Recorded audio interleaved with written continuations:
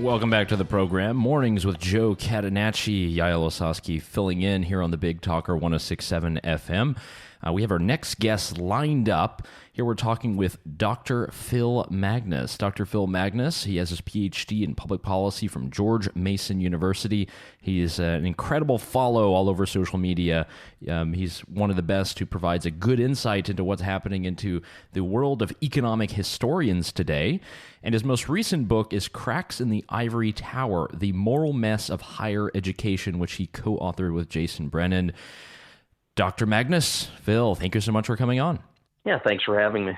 So there's a couple of things I wanted to get to here. Now that we have the mic on the program, we want to hear about what's happening in academia. Many of us are not connected. We're only able to kind of follow this from afar. Some of us have gotten away. Some of us are drowning in student loans from far away, but still kind of in tune with academia. But sort of, if the listeners are not familiar, what is the kind of theme of your book, and what should people know about if they want to know about what's happening in academia today? Right. So the question that we ask is, why do we see and hear evidence all around us of what we would refer to as moral failings of higher education? In other words, it's charging a very high price for a product that doesn't seem to be offering that much in return, even to the extent that many classes that students take in the higher education system are what we would consider blow-off classes. They don't convey too much information. And the empirical data that we have on testing shows that as well, that after students complete their first 2 years in college, they aren't much better off in terms of their educational achievement than they were when they entered the place. So we ask the question, what's going on, what's happening here, and why are the costs of this just skyrocketing out of control? And you had a very good tweet that came out earlier this week. You're talking about, obviously, the coronavirus madness, and you made a point that right. if we were to go to all virtual, I think people would start to think twice about the value of some of the mainstream university education. Right. So one of the arguments I make is that we do education very inefficiently in the United States. We send students off to 4 years of college. About half of that is spent taking what are called gen ed classes. And that could be your Introduction to English 101, your Math 101, Science 101, courses that are not all that relevant in particular to the degree that most students take. And while there are some lofty goals behind this of getting a well-rounded education, what we find in the data is that these are the classes that the students pay the least attention to.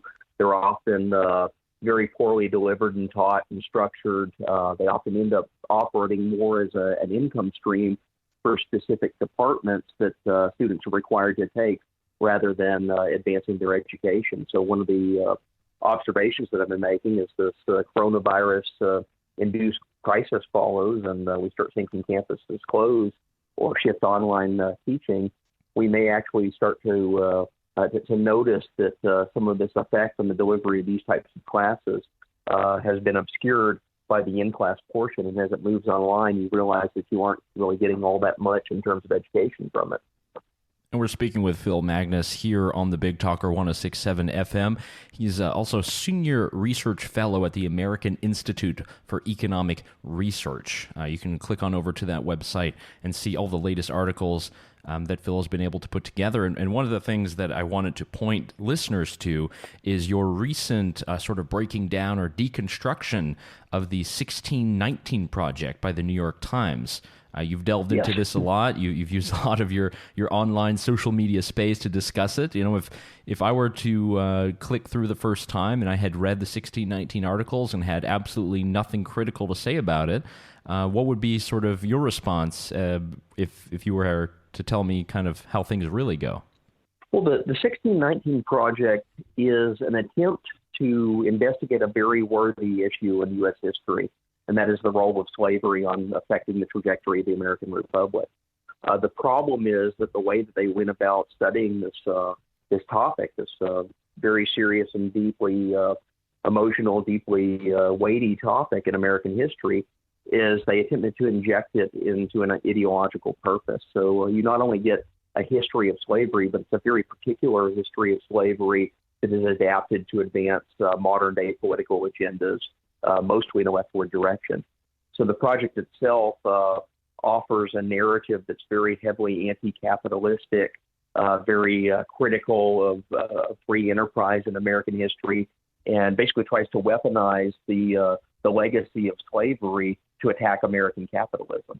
So one of the critiques that I offer of this project is basically dissecting its articles and finding evidence that runs counter to this narrative that they're claiming, where all of slavery is recast as a capitalistic enterprise, when in fact historically it was very antithetical to that. And you can read Phil's articles on this on AIER.org, where you got plenty of deconstruction there. And I do notice from your own CV and from your own writings, and you're a very prolific writer in the academic space. We actually just spoke with one of your co-authors, Vincent Geloso, to talk about economic inequality. And, you have covered slavery in the U.S. Civil War era, international trade, education policy. I mean, there's so much you've been able to cover here. But it seems as if you have waged the wars on academic Twitter, and to kind of in many ways, yes. And to point people over there, that's twitter.com/Phil1LW Magnus. We'll actually put that in the show notes as well. So, what's it like being a historian in the social media age? What's that like?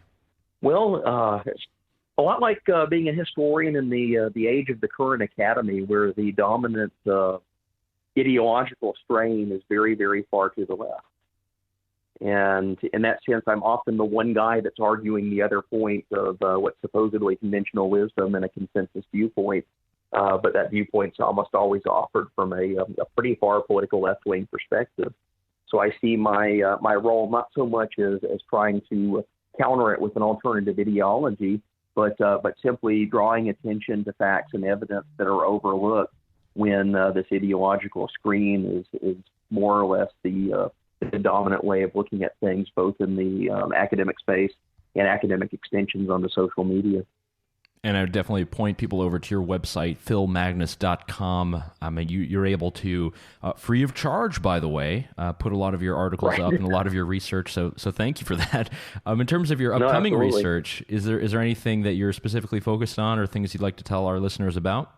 Well, in the next couple of weeks to months, we're going to be releasing a book through AIER, which is basically a collection of my essays on the 1619 Project. And it'll investigate everything from the economic history of slavery. So we tell a very different story where the role of government in basically propping up and subsidizing and supporting the slave system is brought under the microscope in ways that have been neglected, especially in this recent revisionist approach to history to try to recast slavery as like this market capitalistic enterprise, which it very much wasn't. It was something subsidized by the federal government, and then all the way down to the state levels, basically up until the day it was abolished in 1865. So I'll be drawing some attention to that, as well as offering some historical writings that give a bit of an alternative narrative to how we contextualize slavery in American history.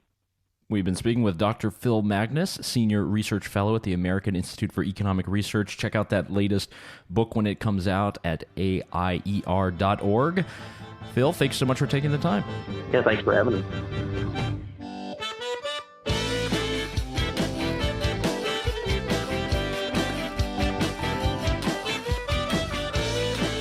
Cracks in the ivory tower indeed. Thanks again to Dr. Phil Magnus for that segment, and to Mr. Geloso before.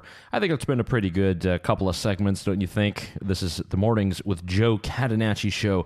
Yael Osowski guest hosting here on the Big Talker 106.7 FM. It's been great talking with you. We still have more to come. Hope they'll join us again towards the bottom of the hour. Next hour, we're going to hand it over to Joe now. Joe's going to be plugged back into the program. He's going to take the reins over once more, but we'll be right back an hour from now, and hopefully we'll get some good commentary, good interviews, and we've got 2 more segments to go. So keep on listening. You're listening to the Big Talker 106.7 FM, here broadcasting from Wilmington. It's Friday the 13th out there, kids.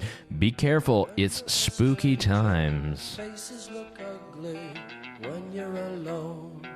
Women seem wicked when you're unwanted. Streets are uneven when you're down, when you're strange.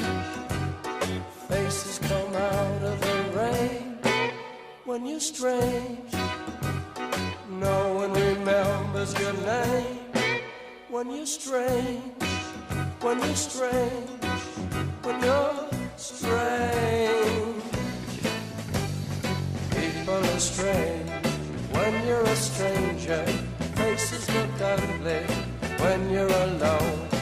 Women seem wicked when you're unwanted. Streets are uneven when you're down.